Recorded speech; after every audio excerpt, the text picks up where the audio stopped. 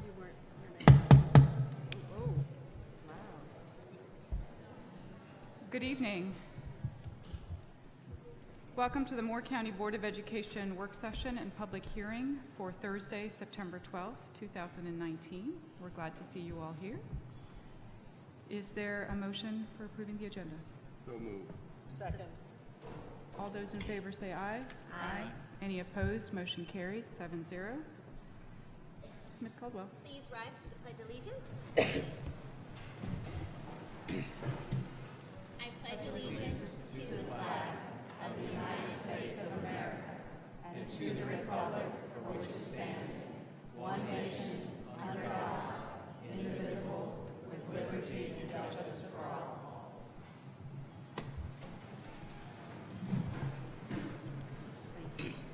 I'd like us to pause for a moment of silence, given the date yesterday of 9/11 and that being 18 years since those events that really touched all of us in this country. I'd like to take a moment to think about our first responders, think about those whose lives have been lost, and think about those families that have been left behind.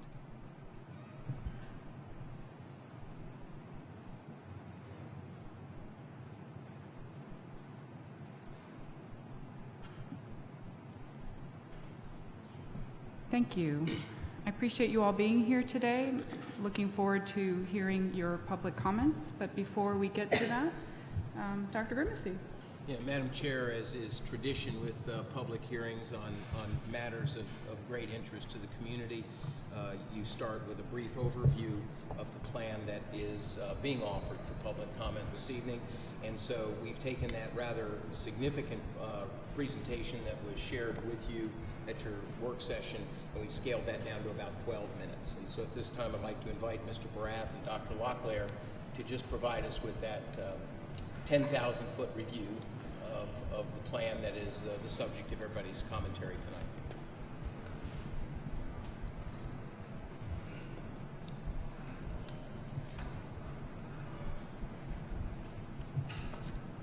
Good evening, Madam Chair, board members. Thank you, Dr. Grimacy. John Barath and I are going to do a very brief, as Dr. Grimacy noted, overview of the superintendent's recommended multi-year student assignment plan. We talked about roughly 2 weeks ago several items from this plan. We talked about the need for reassignment. We talked about community engagement, the process itself, the superintendent's associated recommendations that went along with the plan, and we talked about the plan itself, the data tables and the maps. And the superintendent also walked through membership forecasts and told the story of each school. Throughout the process, we utilized the guiding principles that you endorsed as we worked through the process and the desired outcomes that you also endorsed, and we worked to achieve those as best possible throughout the planning process.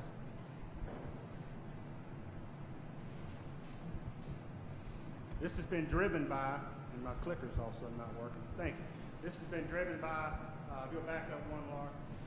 This has been driven by an iterative process where we've worked through analysis and drafts, and we've looked at that. Staff has looked at that, and numerics, our consultants have looked at that. We've worked with our advisory committees, we've worked with the community input meetings, and we've had an iterative process of each draft working towards the superintendent's recommendation. As noted, community engagement has been a key part of this process. We've had 7 advisory committee meetings, 4 community input meetings, 3 community forums, 3 presentations to the board, and we continue to have online feedback through a portal that will be open through September 20th for the superintendent's recommended plan. With this has been driven by the need for this whole district multi-year student assignment plan has been driven by the construction of 4 new schools. Medici Creek is opened up this fall, Aberdeen Elementary is opening up in 2020, and Pinehurst and Southern Pines is opening up in 2021. We wanted to have the best data that we could possible for this. The district is also engaged with Ramey and Kemp, traffic engineers, to look at the impact of traffic as we analyze the student assignment plan, looking at the major corridors and the impact of traffic in these corridors. This graph represents that. We also wanted to look at, with Ramey and Kemp, an analysis of our transportation bus routing and looking at each analysis and how that impacts transportation routing, and then the overall routing in our district, and this graph represents some of that work as well. We wanted to make sure we were very clear in defining school capacity. There's two types of school capacity when you're talking core capacity. It represents the resources that are in a school, like a cafeteria, restrooms, media center, and how many students can that accommodate. That's called core capacity. We also talk about classroom capacity. How many students can we accommodate in our classrooms? And then the selected or school capacity is the lesser of those two. That's how many you can have as capacity in a school. And this became important as we talked about growth forecasts or membership forecasts as we worked through the process. And Dr. Grimacy and his shared a couple weeks ago the story of each school's membership forecast, the impact of doing nothing, the current assignment plan, what that looks like with a growth forecast, and then the impact of the superintendent's recommended plan, and comparing that to school capacity as we move through the process. I'm not going to review all those membership forecast slides with you this evening, board, but I am going to highlight two schools, West Pine Elementary and Pinehurst Elementary, as results of questions we've had from our public already around the split that's taking place in the community of number 6. And so I do want to highlight that very quickly for you tonight. As we look at these membership forecast slides, the orange bars represent the current assignment plan and where the school would be under the current assignment plan. If nothing is done, we can see at West Pine Elementary that growth would outpace capacity significantly, and we can see the impact of the superintendent's recommended plan with the blue bars, and you can see the growth coming out, balancing out right at capacity around 28, 29. If we look at Pinehurst Elementary, you can see the same demonstration, orange the current, blue the superintendent's recommended, the capacity of the new school in green of 800 students, and where we would be in 28, 29. We always have to note that when we're talking about capacity and we're talking about utilization, we've talked about that Jello bowl effect throughout our entire process. And schools do not operate in isolation. It's a Jello bowl effect. When we do something with one school, it has an impact at another school. And West Pine and Pinehurst are very closely related in that situation.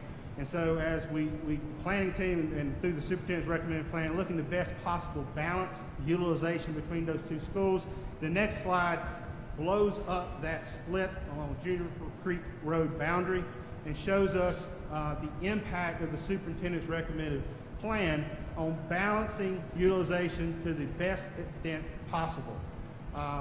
Without this split, you can see the capacity utilization or balance or imbalance between Pinehurst and West Pine. You can see about a 4-point differential in 22-23, growing to a 22-point differential in balancing utilization without the Juniper Creek split. And you can see with the Juniper Creek split, the superintendent's recommended plan, about a 5-point differential in 22-23, going to almost balance in 28-29 with a 1-point differential there with that split. Mike and Laura also shared the superintendent's recommended plan data tables and maps. If we'll first show the elementary data table, the one thing I'll point out here is the range of utilization and the impact of the superintendent's recommended plan. Almost 30-point reduction or narrowing in utilization balance there. We look at the maps. The map on the left, Laura, if you go to the next slide, the map on the left is our current assignment plan. Map on the right is the superintendent's recommended plan. The red lines representing the current boundaries. This map represents a reassignment of approximately 13 to 16% of our current K-5 students.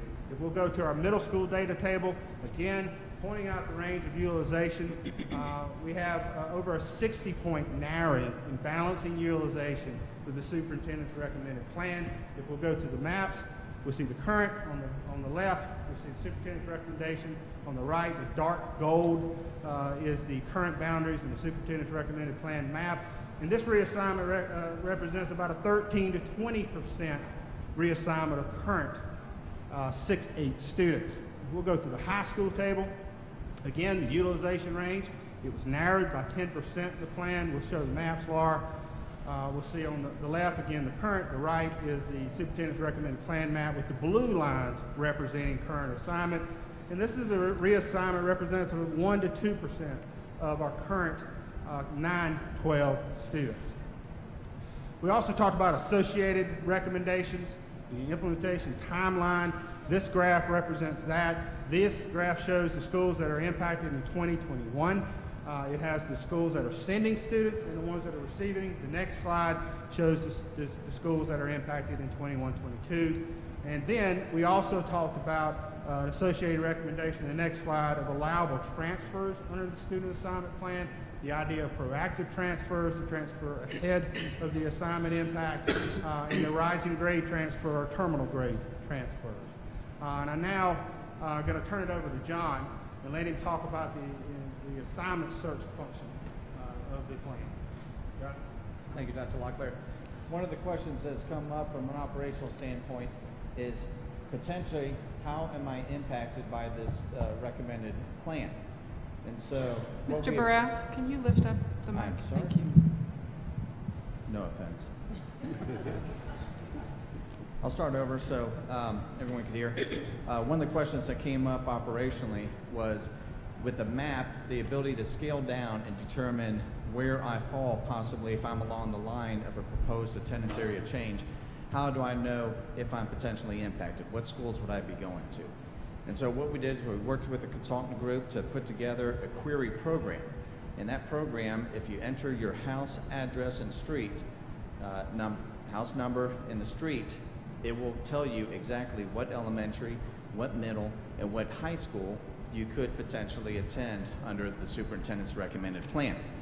They will also pull up, if you click on the elementary school site, it'll pull up a map that shows you where your home is and where the school is that you would be attending.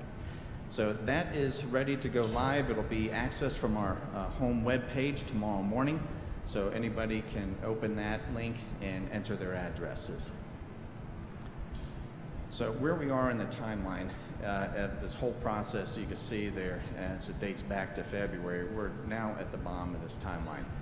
And we're having the public hearing tonight. The next step process would be the board at their regular business meeting on October 14th, where they will potentially take this up as an action item. So following that would be the decision of the Board of Education. At this time, this concludes a presentation. The addendum attached to this presentation is the same that was presented at your work session. We wanted to make sure all those documents were included in this as well. Thank you. Thank you very much. Board members and those in attendance, first of all, I want to thank all of you for being here tonight. I do know that there are many demands on your time. Many of you have brought your children here, and I'm grateful to see that they're participating in this process. I appreciate the time that you've taken to come and to present your thoughts to the board. It's very helpful for us to hear specific concerns that you have or questions that you have related to parts of the map. And this is our opportunity as a board to really listen to you and understand what thoughts you have and comments you have.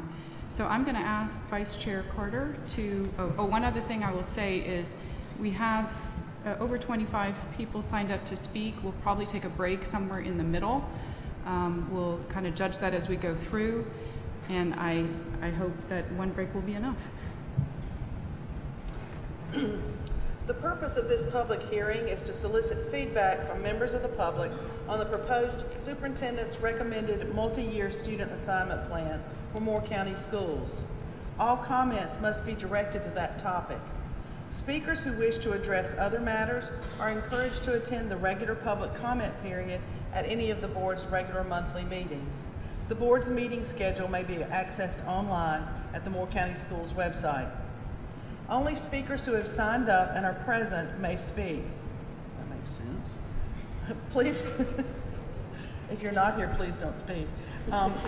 Time is limited to 3 minutes per individual speaker. No yielding of time to other speakers, and no extra time for those speaking on behalf of groups. A clock will be displayed on the screen to allow the speaker to know when his or her time is up. The speaker is expected to stop when the countdown is complete. If the speaker has printed information he wishes to share with the board members, items may be handed to the Executive Assistant to the Board of Education, Sonia Potter, who will be responsible for distribution.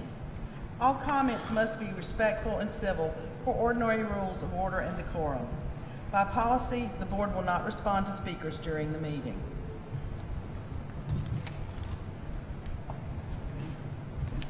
Our first speaker this evening is Kristen Beavers.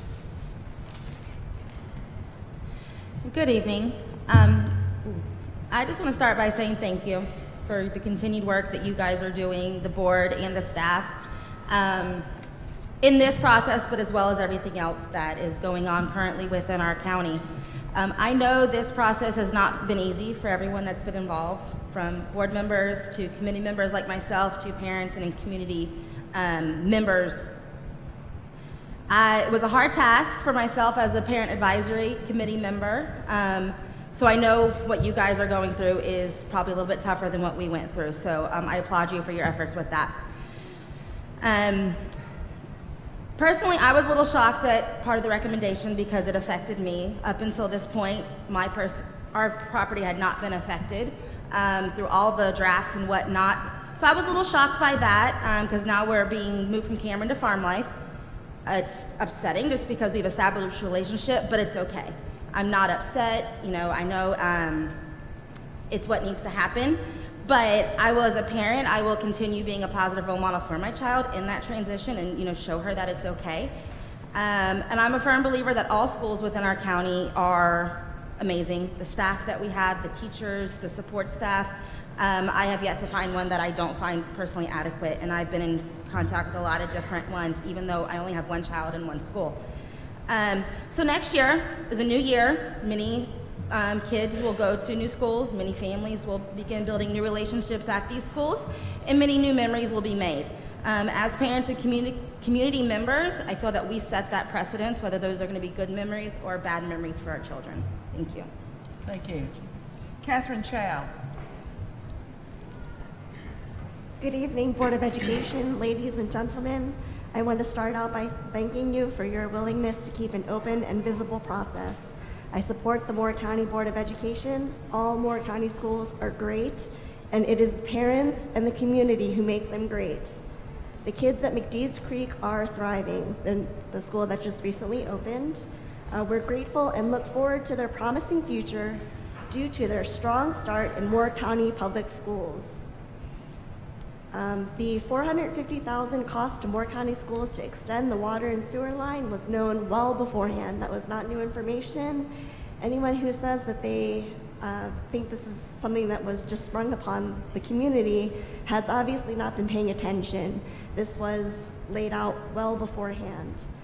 This means that the infrastructure will improve, which I think all of us can agree that is a positive effect for the community. The main thing I really want to say is that change is inevitable, and our children are watching us. They're taking examples from us on how to handle change. So parents, please teach your children that it's okay to embrace change. Thank you. Thank you. Dot Brower.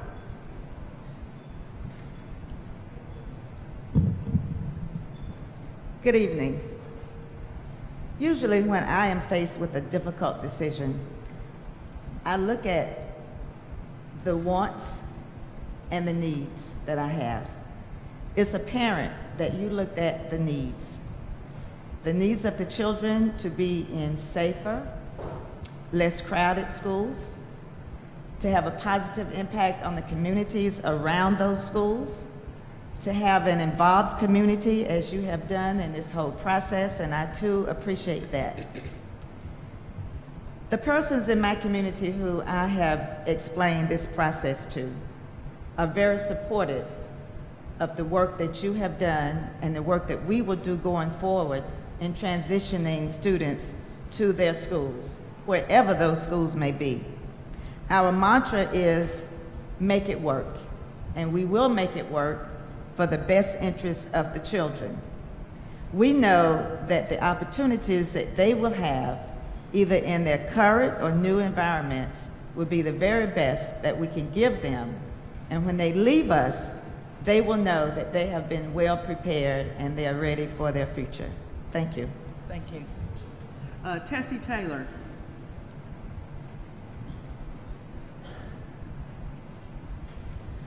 Good evening. and greetings to all of my Moore County neighbors. We're at a pivotal point in the opportunity to help our education process grow. When I was in school at dear old West Southern Pines High School, we walked, and the only people that had buses were in Manly or out on Youngs Road and got to ride a bus. But times have changed. When I look around from when I graduated high school in 1965 to now, nothing is the same. Everything and everybody has grown. Moore County has grown. The entire county has grown. I have been appreciative of watching and participating in this process as we've started to talk about it and rehash it and try to come to some conclusions. When growth happens, plans have to be adjusted. And with growth and expansion come attitude changes and expansions. We are coming to a place where change has to happen. And when my shoe size, when I have to buy a new pair of shoes because my foot has gotten too large, I have to take the pinch away and get another size shoe. The same with most other things in life. And so my challenge to my Moore County neighbors is to put some of the negative energy that we've had towards helping assure that those within our schools, the beautiful buildings that we are in the process of building, that the people who go in there to teach and share their best with our children to help prepare them for the best that they can become is in those schools. We have to continue our quest that has been a Moore County process to pour into our children the best that we have to offer. So let's compromise. It's not going to be my way because it's always been, or this is what I've always done. I have to listen to you to see how the growth and the change affects you. And let's talk about it, get together, and make a decision. Being respectful so that our children see us doing what we tell them to do, and that's learn to share, learn to play with other children, learn to accept other people for their differences, learn to take advantage of how somebody may be different than me so that I can grow and be a better me. Folk have gone to the moon since I was in high school and came back because somebody dared to listen and to work together and figure out a way. Our improvements over the years thus far need to continue. And so Thank you, Mrs. let's Taylor. just do it, get it done, because we've got it in us. Thank you. Cammie David.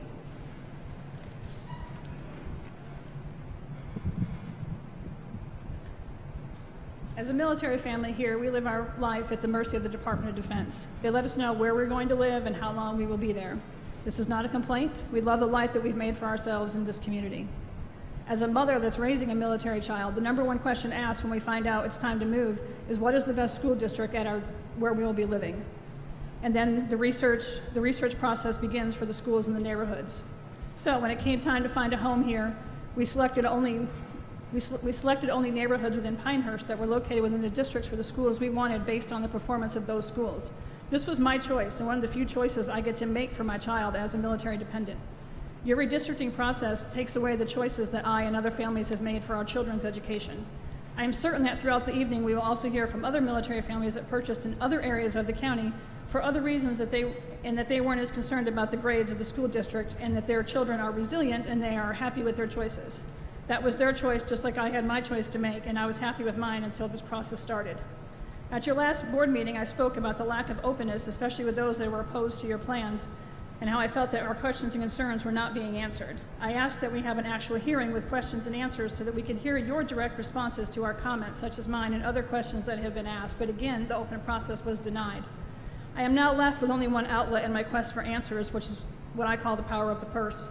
As a military family, on October 8th, I will receive an annual federal impact form that once we complete is turned into payment for the school system due to lost tax revenue for federally owned property. I have completed this form every year promptly as I felt it was my duty to provide these funds to the school system. This year I will not be completing your form. I cannot continue to blindly give money, whether it be my money or federal money paid to you on behalf of my student, to a Board of Education that has shown me no respect as a parent, taxpayer, military family, or voter. I don't know if the funds being withheld from my one form are enough to make a difference to you, or if other families plan to follow suit. But at least I will sleep better knowing that I didn't continue to contribute to your mismanagement of funds, disrespect of your constituents, acceptance of declining schools, and lack of transparency throughout this process, while you continue to pat yourselves and the superintendent on the back for jobs well done, despite all the evidence to the contrary. Thank you. George Arno.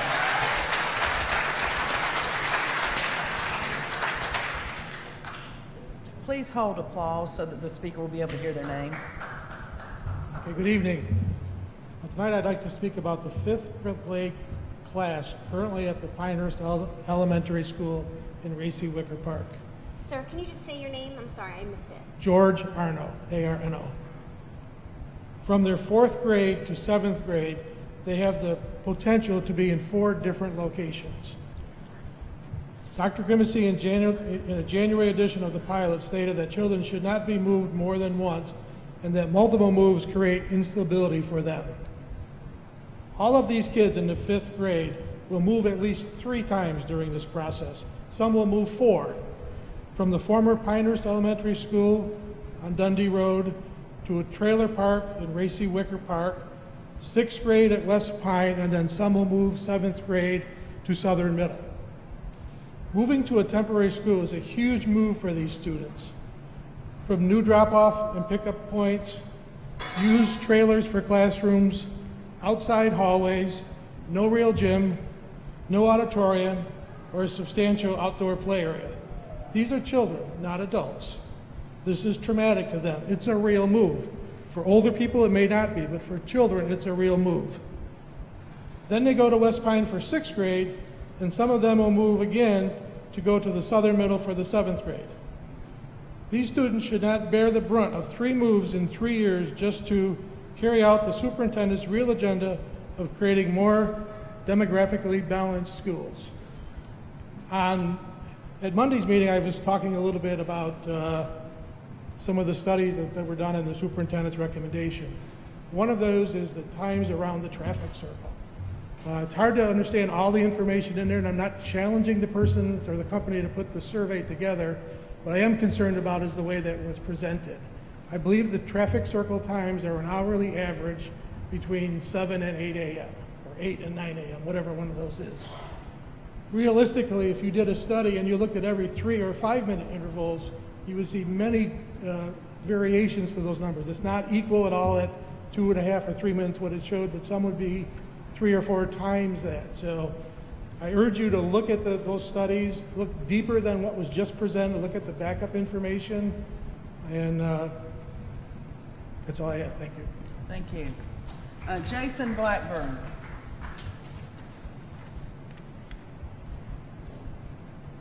My name is Jason Blackburn. I've not spoken to any of these meetings. I have sent in several requests to be reviewed through the portal, and we haven't received any feedback from that.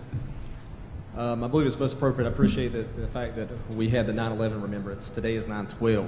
That is why we're here today as a community, as we are sitting here before you, is because this is when we get together.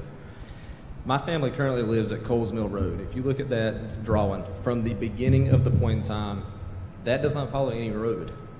Those times are almost 16 to 21-minute drive times one way for my family. I am 9 minutes away from Carthage Elementary. At what point in time does that become a realization that even though we had to draw this line, that it's not following a roadway, it's not following a traffic pattern, it is literally going through the woods. We have also other families that are out on Old River Road. Those are almost 31-minute drive times one way to High Falls Elementary. Those times can be cut down to 17 minutes going to Cameron Elementary. If my family, in the course of me, I work for Carthage PD. Everything that I've set in base is to go to Carthage, to bring my kids that direction, to get them there. If my wife takes them, that is almost a 1-hour round trip to go to Pinehurst, where she's a nurse at. I could logistically put my children in the car and drive them to Raleigh in the amount of time that I can get to High Falls and back to a place of employment. And not one time has that been considered in any of the essays that I've sent in. What I urge you to do is drive those times, drive those roads. Those are extremely bad roads, they're back roads. We're not taking main routes to get there. When the school buses, here recently we had our early release day, there would be no physical way for me to get my family to where they need to be at. Thank you. Thank you. Christoph Diazio.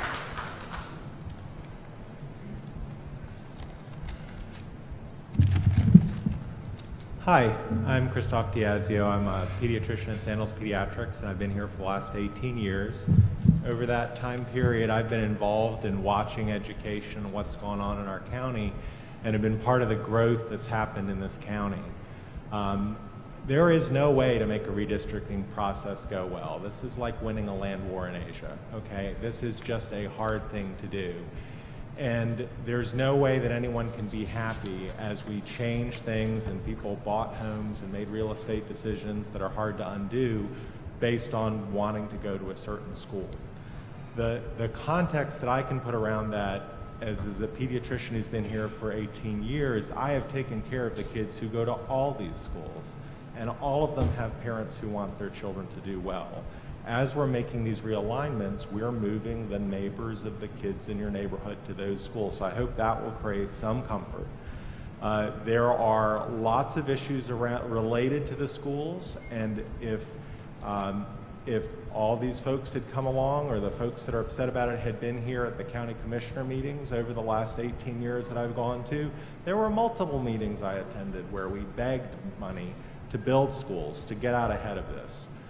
We are dealing with a population surge. We have a population surge happening in the southern part of the county, much of which is driven by healthcare as well as the military. And we have undersubscribed schools in the northern part of the county. So a lot of our disruption, a lot of the fact that we're having to move things around is precisely related to having to deal with limited resources. If we had unlimited budgets, there's no reason that we couldn't have made all the schools bigger. We need to be building a new middle school, another middle school now. We should have been building a new high school 5 years ago. So we are way behind the power curve for where we need to be building. My plea to the families that are upset over the moves and the changes, which is a completely realistic emotion, is that much of that needs to be directed towards the county commissioners and the people who can fund this, who can allow us to build more schools. Financial mismanagement, those sorts of allegations are always easy to make, but people need to show it to me, the problem on the spreadsheet. People who say they can build schools for less need to go out and do it. Prices on everything have gone up, and we have had real missed opportunities in this county. We could have built schools for next to nothing in the middle of the Great Recession, and we had leadership that wouldn't allow us to do that. Those proposals were made and were not acted upon. So I appreciate the hard work you've been doing. I appreciate the fact that this is the Disney thing. It's not your fault, but it's your problem, and I appreciate that you're working to fix it. Thank you very much. Thank you. Kathy Gillis.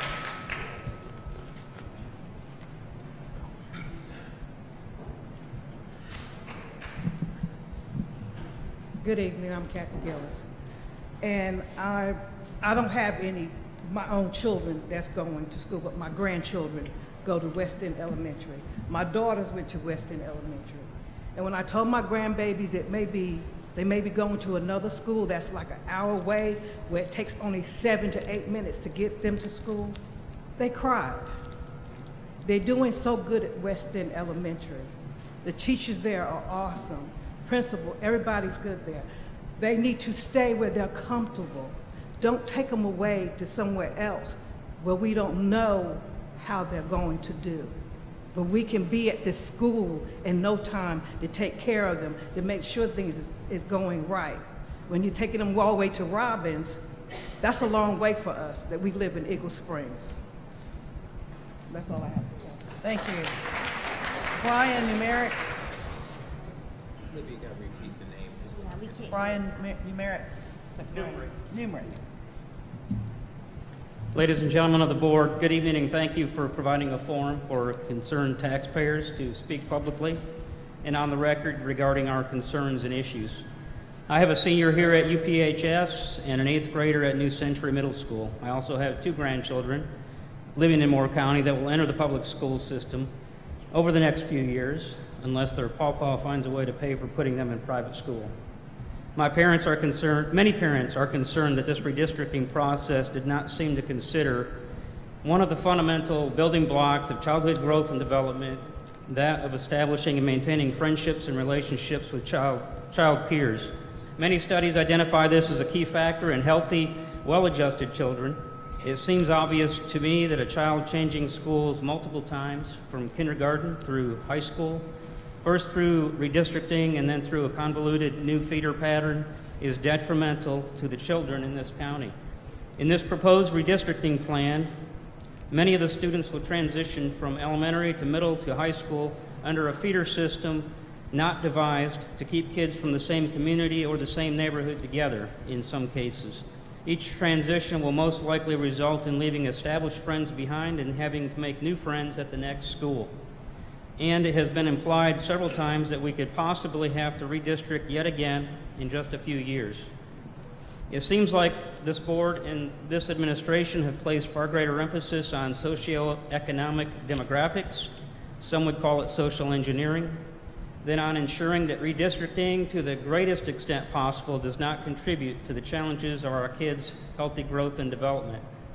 Overall, your redistricting plan is ill-conceived and fails to give adequate weight and consideration to the wants, needs, and desires of the people in their communities. If I could give you a letter grade on just this one aspect of your plan, it would be an F, because you've missed the mark on at least 2 of your 4 guiding principles. It is not forward-looking and responsive to the community and student needs, and it is not sensitive to our families, to the needs of our families and communities. It has the appearance of both social engineering and cronyism, neither of which are acceptable practices at public expense. It serves to divide us instead of bringing us together as a community of concerned citizens who all want the best for all of the students. Thank you for your time and attention. Thank you. Cassandra Leon. Cassandra Leon.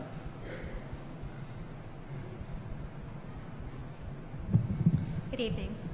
I live in the number 6 neighborhood, and my street, Kingswood Circle, was surprisingly put on the list to be moved. We are aware that the school that we've been moved to is an excellent school. However, we do have concerns with where the line was drawn and why it was drawn there. My neighbors and I have discussed, and we wrote a little something I'd like to read for you all. We're concerned with why Sandywood Farms Road, Lindenhurst Farms Road, Linden Trail, Freeman Way, and Olivia Lane, all streets within Aberdeen addresses, are being looped into the Pinehurst Elementary School. Bradford Circle, Kingswood Circle, Hampshire Lane, Riviera, and Juniper Creek Boulevard are being moved to the West Pine Elementary. Olivia Lane area, where the proposed Blake Village is slated to go, is not even developed yet. It has not a single home started, yet they're being assigned to a school outside their town, while residents of the town the school is located in are taken out. Similarly, the addresses in the Linden Farms area and the Aberdeen Township have no demographical grounds for inclusion in Pinehurst Elementary. If this means the current Pinehurst Elementary families are being taken from the school, there are also students currently assigned to West Pine that will now go to Pinehurst Elementary, while students at Pinehurst Elementary will be moved to West Pine.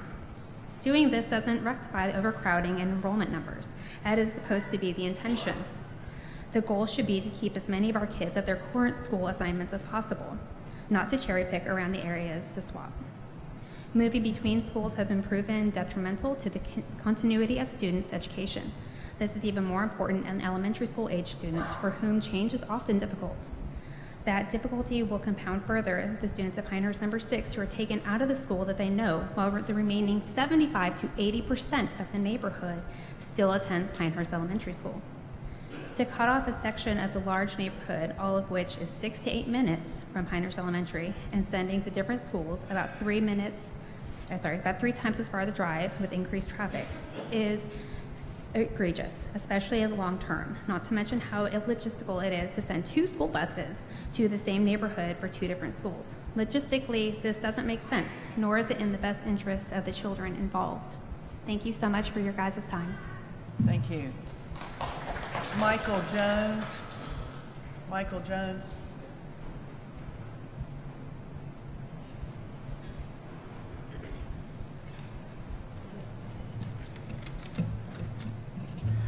members of the board, and Dr. Grimissy. My name is Michael Jones. I'm the orchestra director here at Union Pines High School, and I've taught here in Moore County for 23 years. And I would like to speak to you tonight on behalf of the orchestra teachers in our Moore County schools. We believe that the redistricting will impact students and families who are enrolled in our chorus and orchestra programs in our county, most specifically here in Area 1. Now, looking at the big picture, the Moore County population is growing. We can't deny that, especially with the influx of military families in recent years. These proposed changes, quite frankly, are long overdue, but since they are as there are many overcrowding issues in many of our schools. However, on the flip side, if we're going to move children from one school to another, these students and families need to be assured that they will be offered the same rigorous instruction as well as the same programs that they are previously enrolled in. The orchestra program is no exception to this. Enrollment in a program like band or orchestra, of course, goes much deeper than just being in a class. For most, it's a financial investment as well. Parents purchase these instruments that can cost hundreds, even thousands of dollars. Therefore, when a parent enrolls their child in an orchestra program, there's that expectation that their child will still learn to play that instrument here at the school. And often the student remains in the program for several years after that. However, if a student must attend another school or he wants to continue in the program, that opportunity should be given to that student. And it should be given at all the high schools and middle schools here in Moore County. Now, currently at Northmore, they only band and theater classes are offered. And about 4 years ago, as I'm sure you're aware, unfortunately, the orchestra and chorus programs had to be cut. Orchestra is offered at one of the schools that feed into Northmore. But the sad thing is that once these kids finish the 8th grade, there's no instruction available to them once they get to the high school. The same is true for those Union Pines students who are going to be shifted into Northmore.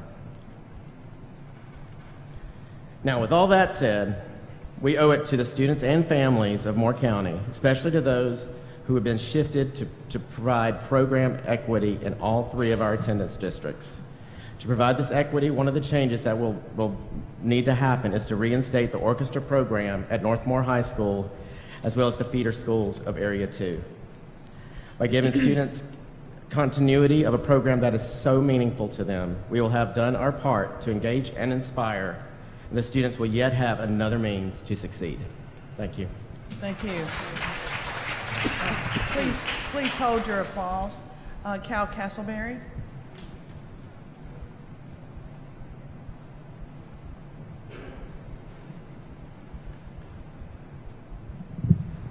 Thank you. So usually I've asked questions in forums like these and made statements. Questions go unanswered, as those of you have experienced. The statements fall upon deaf ears. So this is an educational forum here tonight, an educational facility, so I'm going to leave something for you guys to think about, especially in the Aberdeen area. So a little known fact in Australia, there's eucalyptus trees. And certain of the eucalyptus trees have been found to contain gold in the leaves. Not to make a joke about money growing on trees, but when it was discovered, people thought it was a sham. It was a gimmick. So they researched it, and indeed the leaves did contain gold. They found that these eucalyptus trees, tap roots, were going into a gold field and bringing up microscopic particles of gold and depositing them into the leaves when the water evaporated. So I was thinking about that when I read Building and Earth's report at the Aberdeen build site off Highway 5. For all you parents out there. There's trace elements of DDT, DDD, and lead in the soil. So However, in the groundwater underneath, there's does lead. This have anything to do with Yes, it does. redistricting? There's lead and other carcinogens in the water that are above EPA threshold levels. The Board of Education came up with a good plan for that. They're going to put topsoil down, they're going to put grass down. It's going to be good. They're going to do the padded play areas so our children aren't playing in the dirt. However, the trees around Aberdeen build site don't adhere to that. They've got tap roots. It goes down to the water table. And it sucks up all the chemicals that are in that groundwater and deposits them in the leaves and pine needles. When the water evaporates, those chemicals are left behind. And they fall to the ground in leaves and pine needles and disintegrate into dust that blow all over that new grass. all over that new equipment out in the field that your children are going to be playing on. Into their faces as they wait for you to pick them up at a brand new school they're being redistricted to. So that's something to think about. The trees in Aberdeen, North Carolina operate the same way trees in Aberdeen, Australia do. Thank you. Alexa Roberts. Alexa Roberts.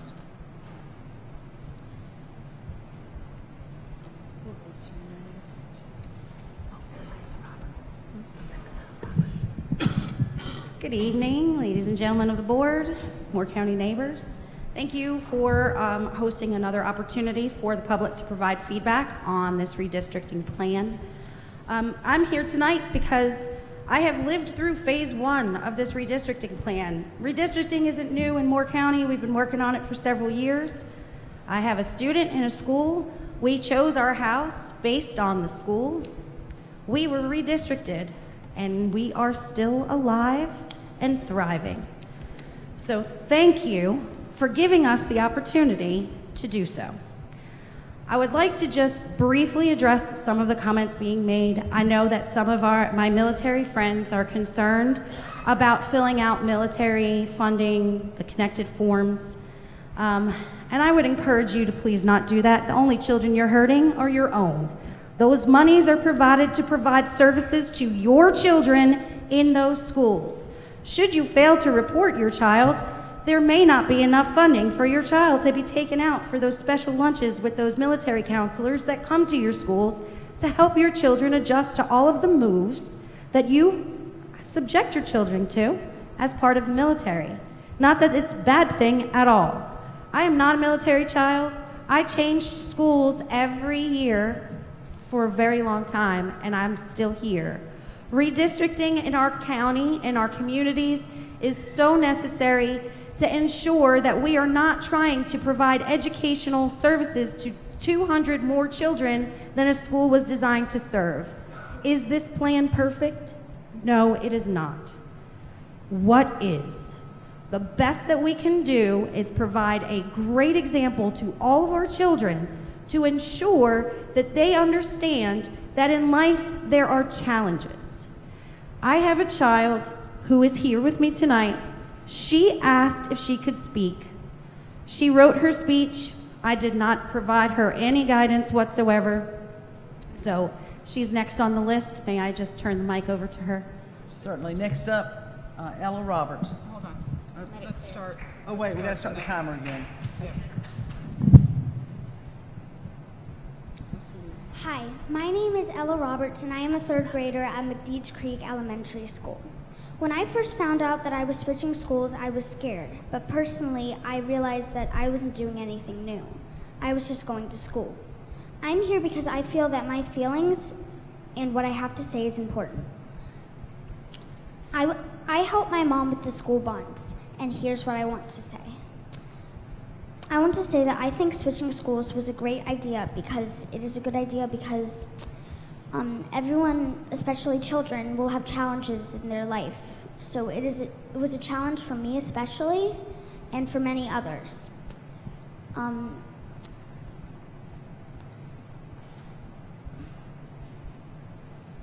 am a child who thinks politics is very important. I love people, animals, and things. You should always value people's ideas and always let everyone share their own ideas. I personally think that you guys valued everyone's ideas. A good thing about the challenge was that kids will have challenges when they are older, and they should also have them when they're young. I love to learn, and I hope you learned about me. Thank you. Thank you. Arthur Mason. Arthur Mason. Good evening. My name is Arthur Mason, and a resident of West Southern Pines. This whole redistricting is a serious matter. And the person that you have at the helm of this redistricting, Dr. Bob, I'm going to tell you, is probably the most passionate person that I've ever met when it comes down to schools and students. I've discussed a few things with him from time to time. And he has ideas and he has a challenge in front of him. But we have some students that can't speak for themselves. And in order to be the person in his position and deliver what he has to deliver, he's got to be passionate. So my biggest concern is, and along with a few entities out of Southern Pines, is to please continue to let Dr. Bob move this school system in the direction that he's going. Thank you. Thank you. Vaughn Gray. Vaughn Gray.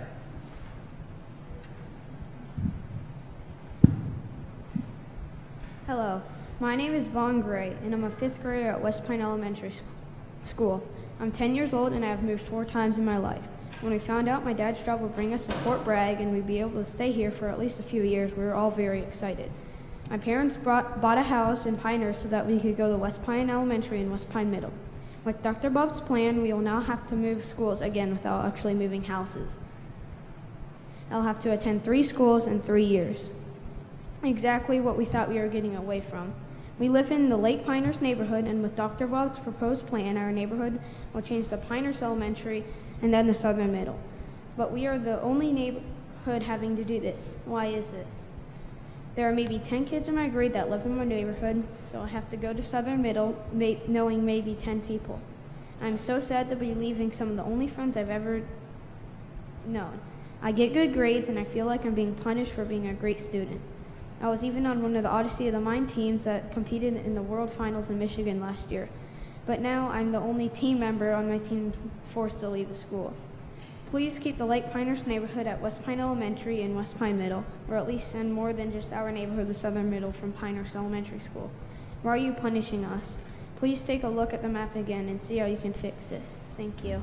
Thank you. Casey Gray. Casey Gray.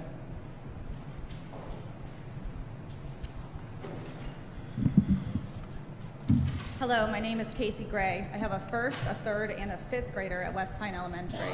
My husband's job brought us to Fort Bragg, and when we learned we would be in the area for at least a few years, we purchased a home in Pinehurst specifically for our children to attend West Pine Elementary and West Pine Middle. My children have moved more times in their lives than most adults. Our closest family members are 700 miles away. Our school community has indeed become our family. With this proposed final redistricting map, 2 out of my 3 children will have to go to 3 different schools in 3 years. One will go from West Pine Elementary to Pinehurst to Southern Middle. The other will go from West Pine Elementary to West Pine Middle to Southern Middle. Did I mention that this is only in 3 years? And to make it worse, you are only sending the Lake Pinehurst neighborhood to Southern Middle from Pinehurst Elementary. Why is this okay with you? And have you thought about how us families who now have children attending Pinehurst Elementary will get to Southern Middle School? Do we drop off at Pinehurst and then sit in the traffic circle to get down 15501? Or do we cut through the village and get to Highway 5 and Morganton? The village cannot handle this amount of traffic going through it, and as if Highway 5 isn't crazy enough already. Have you really thought this through? Please consider traffic conditions for those of us with multiple children having to go to multiple schools. I would like to propose that you consider some type of gradual reassignment plan if you are in fact actually going to vote and approve this final draft. I would like to propose a plan that piggybacks on your current rising grade allowable transfer plan, which states that you will allow rising 5th, 8th, and 12th graders to stay at their current schools. You need to accommodate for siblings in this plan and allow siblings to not only stay together, but to help us make a more gradual and seamless transition. You grandfathered in the year-round program students at Pinehurst Elementary. Why not show the same respect for all of Moore County school students? If I were to allow my rising 5th grader to stay at West Pine Elementary, but then had to move my 3rd grader to Pinehurst Elementary, and then had my 7th grader at Southern Middle, I would never get them all to school on time. Board members, I beg you to look over this proposed map with a fine-tooth comb and see what damage this is doing to our communities. You are splitting up neighborhoods, extending bus routes, and you are ruining the relationships and rapport that students and families have built with their teachers and staff. Please do what you were elected to do and have our children's best interest at heart. You were elected to protect our children, not rip them away from their school communities. I now ask every one of you to look at my children in their faces, and they're here tonight, and please tell them that this is fine, and this is great, and this is such a wonderful transition for them, moving to 3 schools in 3 years. because I personally can't lie to their faces. Thank you. Thank you. Annie Brown. Annie Brown.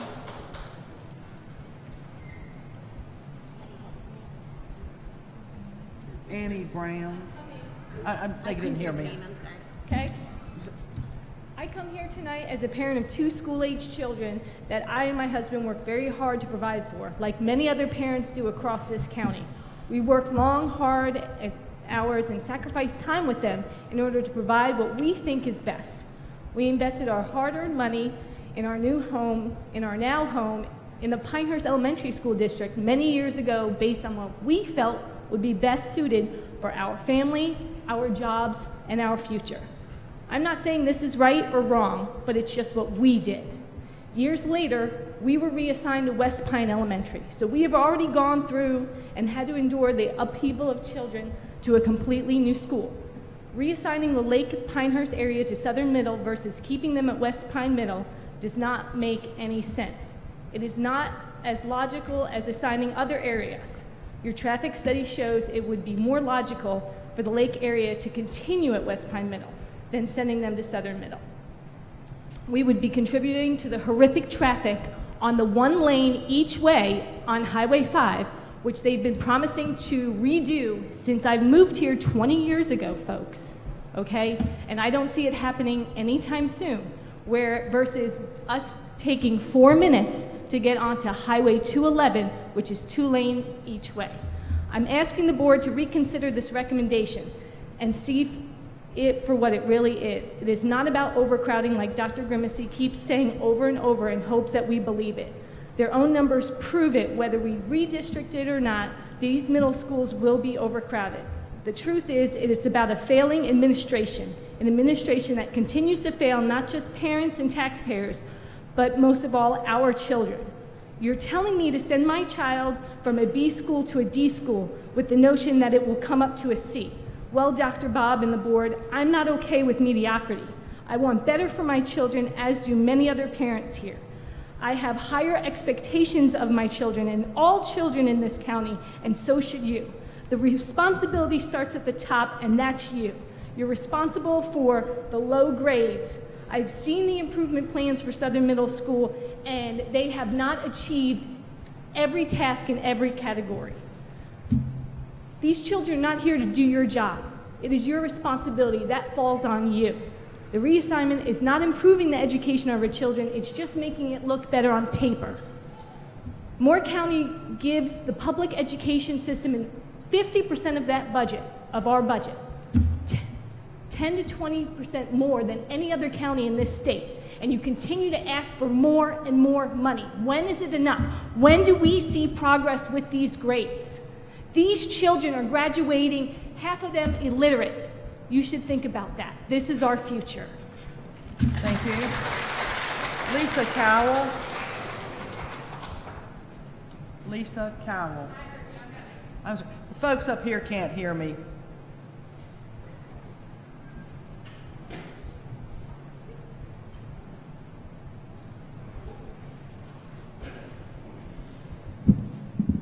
Good evening. My name is Lisa Cowell. Many of you in this room have no idea who I am, although a lot of you probably do. I'm a mom. I am a mom who has asked hard questions of our Board of Education. I am a mom who has researched many of the topics we are discussing today. When redistricting started, my children were not affected by the maps. Let me repeat that for the people in the back. My children were not affected. However, the process didn't add up for me. I started talking to parents at meetings and quickly realized that so many questions weren't getting answered. Due to those conversations, I have been harassed all over social media for my involvement with like-minded parents. I've been called a pitchfork-carrying cockroach whose only goal was to settle some personal vendetta against the Board of Education. It's been said that I have had multiple personalities and that I'm crazy, and my oldest son has read this. All of this has come from people who blindly support the superintendent and Board of Education, or by those who aren't even affected by redistricting. Board of Ed members, do you know me? Do I have a personal issue with you? No, I do not.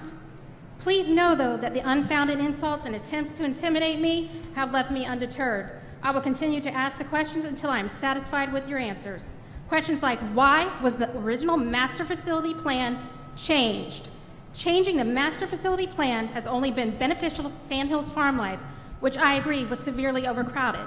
But why the sudden need, though, for 3 additional elementary schools?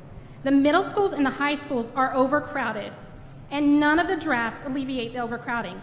In fact, the final draft puts Southern Middle School over capacity by 2024.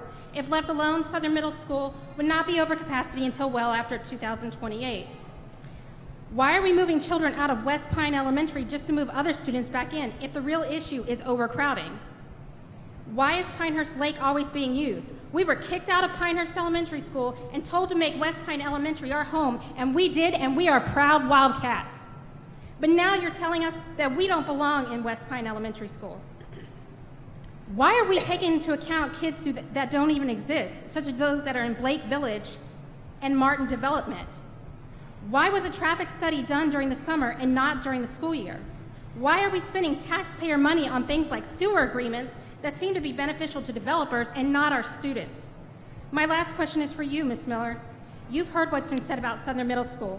If you truly believe that Southern Middle School is an excellent school, why don't you set the example by transferring your own children out of West Pine Middle and send them to Southern Middle School? I personally believe that by doing so, it would quell any questions and concerns that a lot of parents have about the school. Thank you. Thank you. Daniel Neller.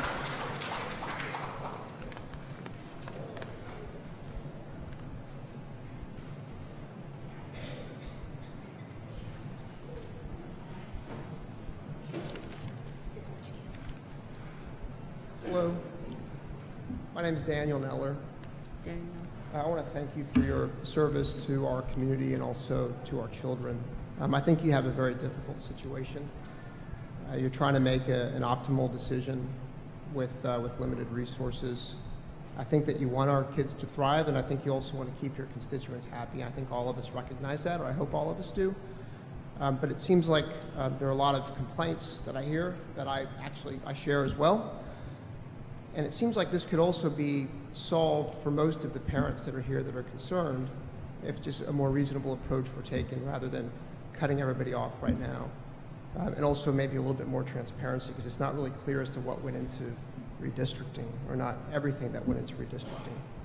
The 3 main complaints that I've heard have to do with parents who purchased homes in specific school districts because they wanted their children to go to those schools, and now that's being taken away from them.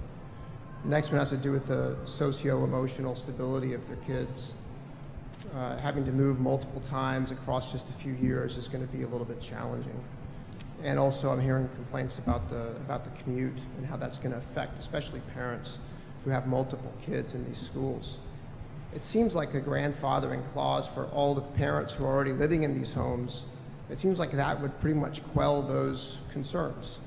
And while it wouldn't change property values, because that's expected, property values are expected to change, I think most of the parents would probably, and I can't speak for everybody, but I would think most of them would be happy knowing that they're still getting to send their kids to the schools that they intentionally moved into. Their kids wouldn't have to move one time after the next, And if whatever their commutes have turned out to be, they've gotten used to them at that point, they wouldn't have to change that too. So I would just hope that's something that the board would consider. Thanks for your time. Thank you. John Zumwalt.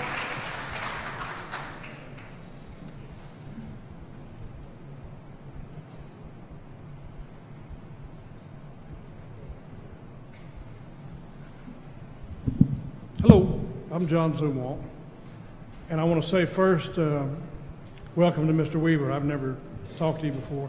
I am sincerely glad to get a fresh set of eyes on all our problems, and I hope they will remain independent and free thinking, and I sincerely mean that. A lot of folks have spoken here tonight, and they've mentioned change, and they talked about, well, you've got to be able to handle change, and your kids should be able to handle change. That's a deflection. This is not about how to handle change. It has nothing to do with that. This is about people who feel like they're these are sincere people, and I hope you understand that this just represents a small group of the many that are out there. If you have this many that are willing to come up and do the thing that people hate the most, and that is speak before a group. That's their biggest fear.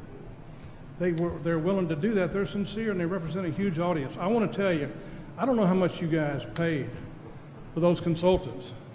I used to, but I can't remember. It was a lot. To make those charts and graphs for you that nobody can understand when you flashed them up here a while ago. Couldn't even see them. But you paid too much. If you just would have communicated, and that's a word that you guys like to use a lot.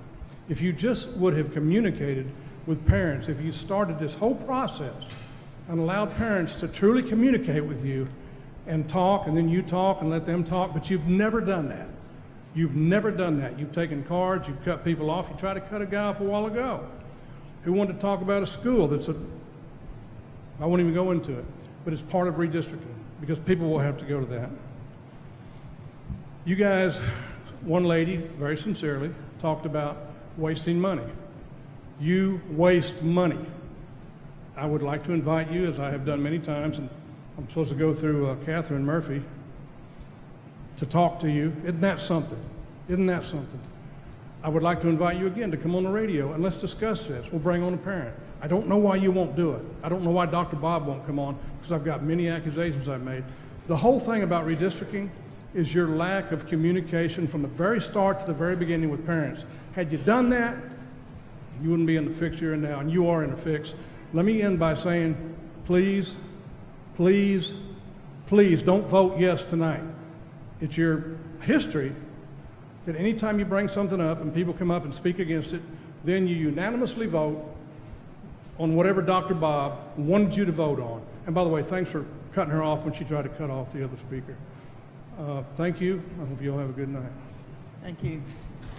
Leonard Smith.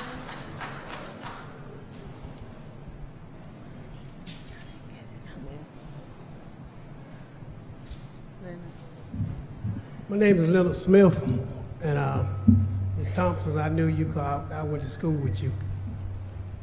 And I don't have no kids going to school. I got grandkids going to school, which this affect. And what I want to know is, like some of these military families, I spent 39 years in the military. I want to know what are your long-term goals and what are your short-term goals. We need to know what your long-term goals and your short-term goals are. You know, if you just moving kids temporarily now, are you gonna move them 4 or 5 years later? That's what it seems like. That's what's happening. You know, and then we come to one of my grandkids go to West End Elementary.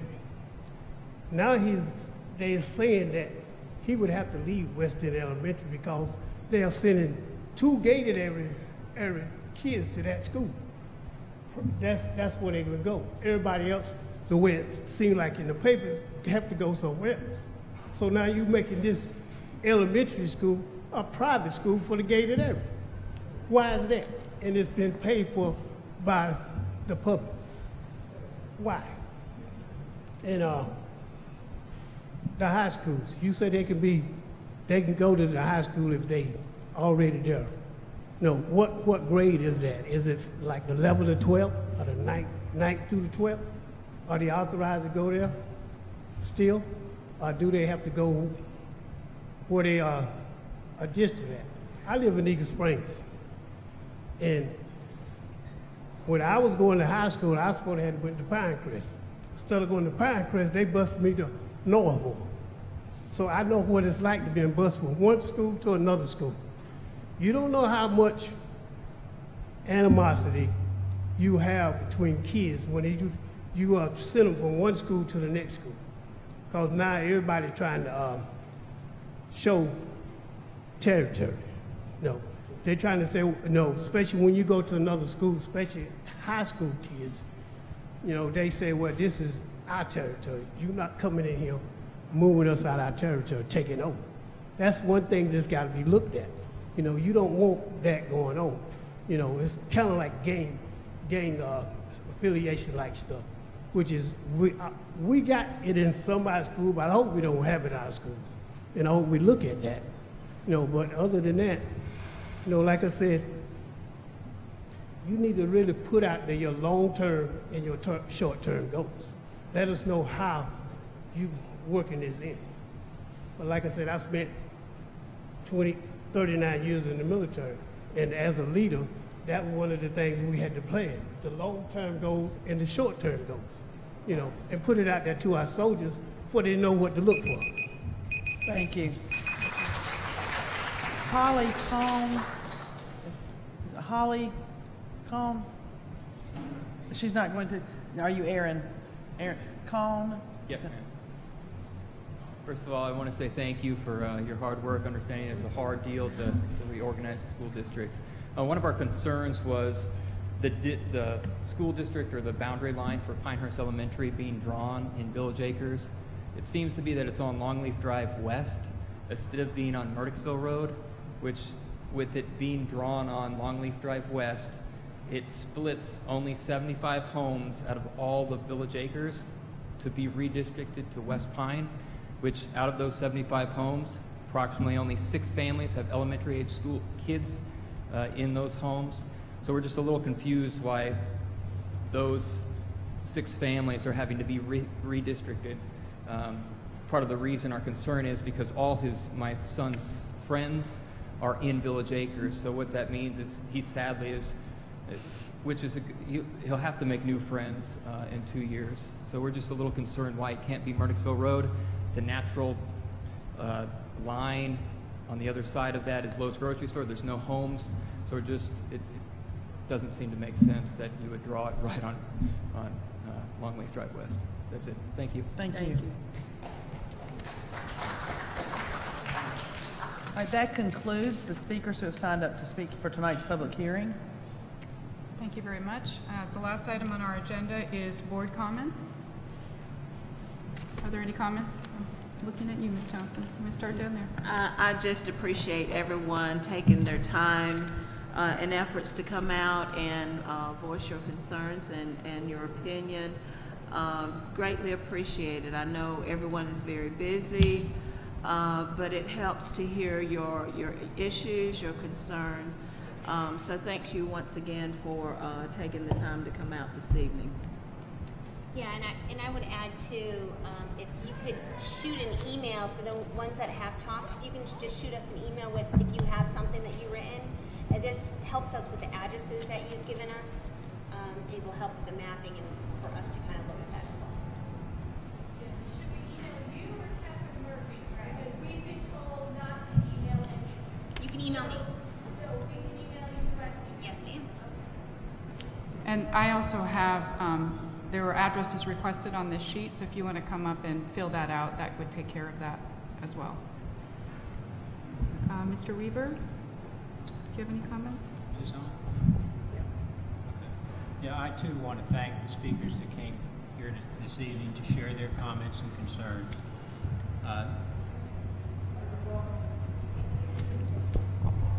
Is that better? Is it on?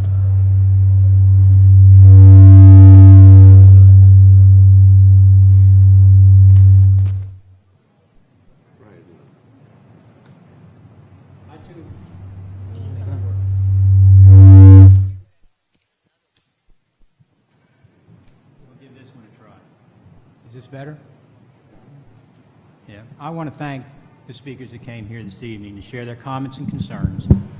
I can assure you that I've listened to the comments and concerns, and I will consider what's been said here tonight and what has been provided through other means, through emails and through the portal, as I try to decide for myself what's in the best interest for the students and the educators and the community as a whole.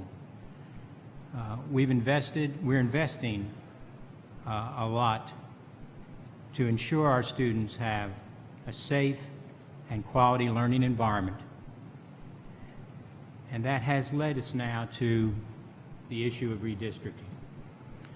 My hope is that when the final decision is made, that parents and the community as a whole will support and help the students make a seamless transition.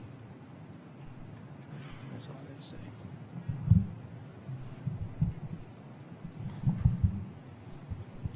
I too want to thank all those for coming tonight, both those of you who have spoken and those who are in the audience. The support has been tremendous, and I have heard And I encourage, again, giving us specific roads and information like that is helpful so that we, as we plug out the maps and look at various things, we can see where the transition is.